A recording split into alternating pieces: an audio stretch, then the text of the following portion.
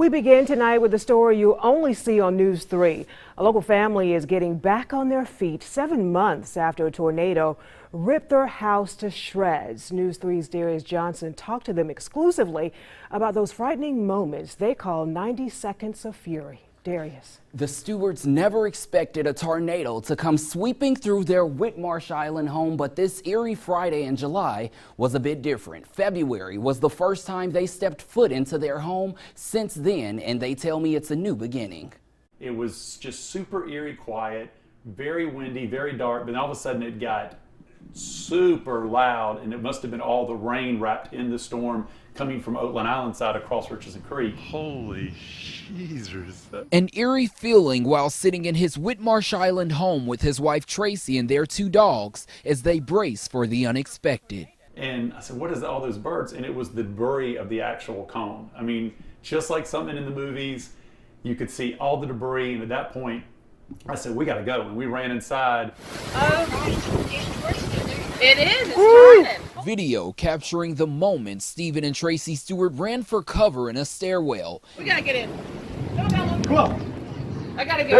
As soon as he closed the door, the first window shattered to pieces. I call it 90 seconds of fury. It might have been 2 minutes, but it was long enough that nine of the windows broke out, blew the front door off, ripped the front porch off, threw it over the house into the woods or into the marsh. Blown by this rare occurrence, left in shock. We came out, we were pretty blown away. And in that moment, I didn't know what was going to happen, but the walls were kind of moving, but when you were leaning up against it, you could feel it kind of doing this. 7 months later, still signs of damage, but they're thankful for those who lended a helping hand and their insurance company.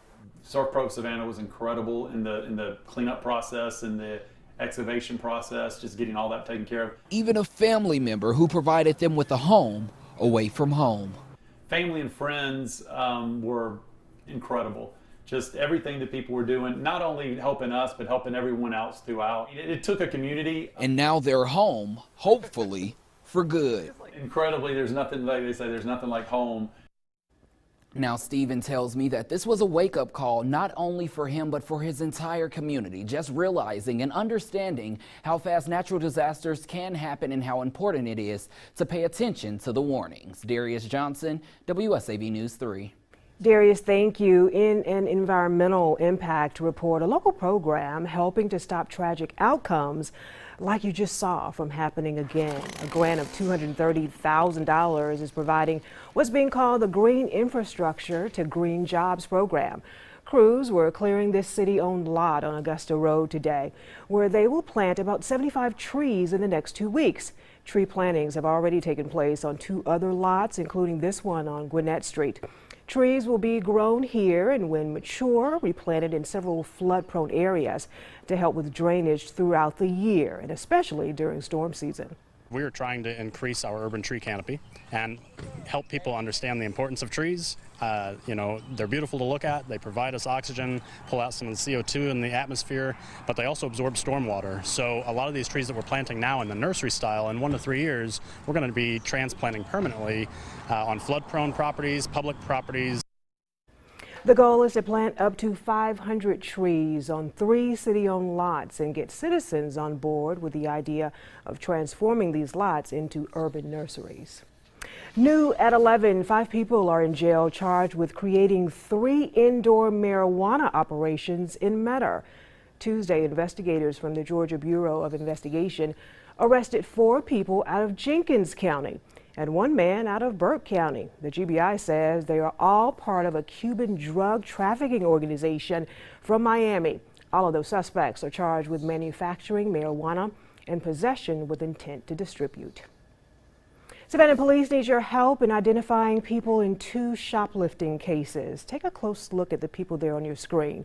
Savannah police say on February 9th, officers responded to the DSW store in the Oglethorpe Mall, where an employee discovered that 5 pairs of shoes were stolen. They're looking for 2 men and 2 women in connection with this case.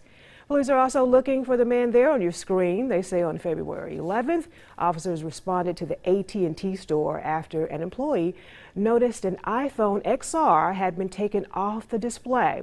Police say he was possibly traveling in a gold sedan with Tennessee plates. If you have any information on either of these cases, call Crime Stoppers at 912-234-2020. Tonight, Effingham County deputies continue to search for the person responsible for shooting a 10-year-old girl. The shooting happened around 4 this morning at a home in Springfield.